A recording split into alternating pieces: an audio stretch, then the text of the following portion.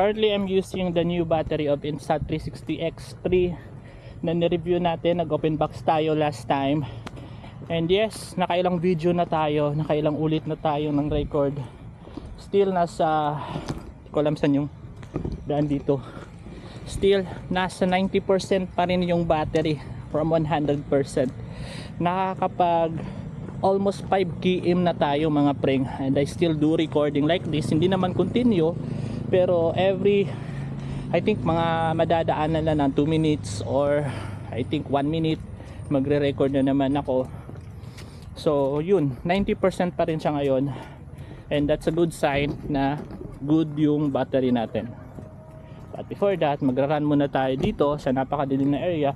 Sana no, sa municipality ng Alabel or dito sa Alabel Capitol, Committee on Lights meron bang Committee on Lights or tourism, pwede din nating ilagay yung budget sa tourism. Sige, next topic natin yan.